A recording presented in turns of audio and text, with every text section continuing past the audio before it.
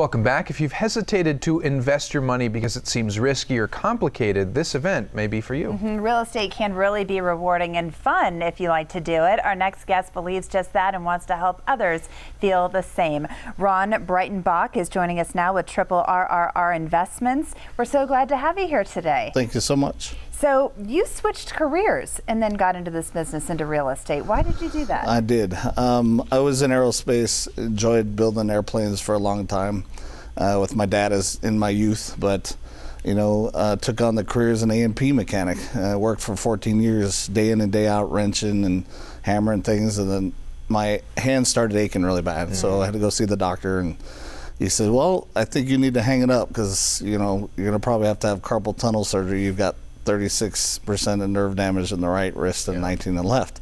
So it was hereditary. So I said, well, what can I do that's going to substantiate my income or supersede it? And I said, why not real estate?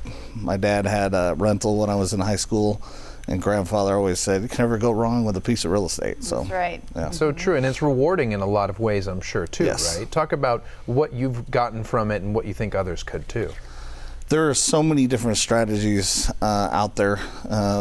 The big thing is residential, the money inflow with hard money lenders and private money lenders is abundance right now. The economy is doing so well. When we did have our housing crash, it was tight.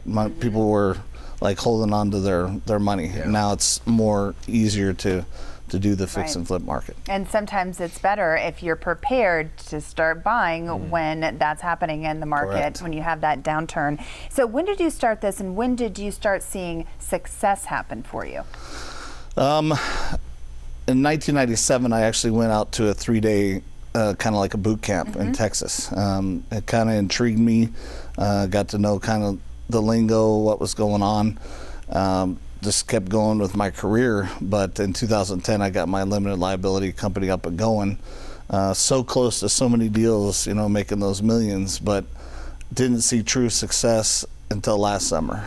Got involved with a community of investors in Scottsdale. We do have a team here in Tucson as well, and come to find out they're in 38 cities. So it's really great to have that little ecosystem to help one another out in the investment world. Right. Well, real estate really pays off, and I mean, it takes time, especially as you know all too well. You have to have patience when, say, you're remodeling a home and then you go to put it on the market. And so I'm sure that there's some sort of a thrill associated with this fix and flip deal. A lot of people just see it on TV, but it is a real thing. It is. It absolutely is. Talk about how someone could get into it. Talk about what it's like to do that. It's not all hype like people say. You see HGTV fix and flip this house. That example on the screen right there was my first fix and flip. That's second, third you see there. But it's really awesome because every person has their own criteria or niche, which I won't buy a house that's older than 83, just because I know that it's a quick go in and fix and flip. A remodel, you're moving walls, you're moving plumbing and toilets and adding bathrooms.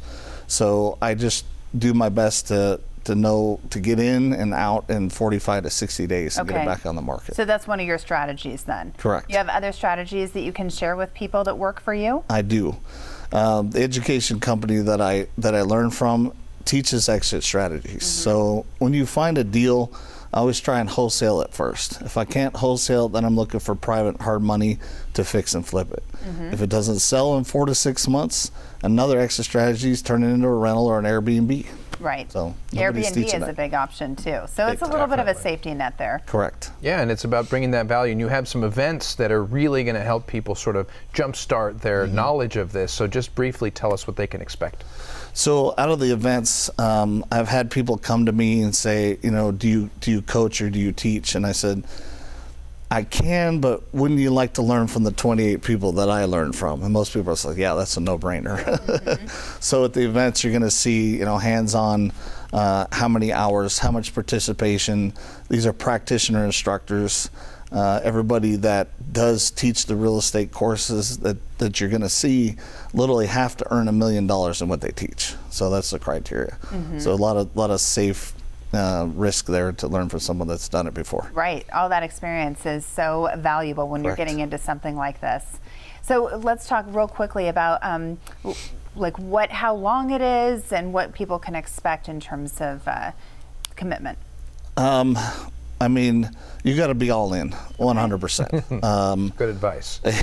With everything you do. Exactly. You know, making it a part-time business, you know, it's going to turn into a hobby, and you know what happens when you treat a business like a hobby, it costs you like a hobby. Right. But if you treat it like a business, it'll pay you like a business. Okay, Right there. hadn't Good heard word. that before. Good words of advice to end Thanks, on. Thanks so Ron. much for Yes. being here. Nice to see you. All right. Thank you. Pleasure.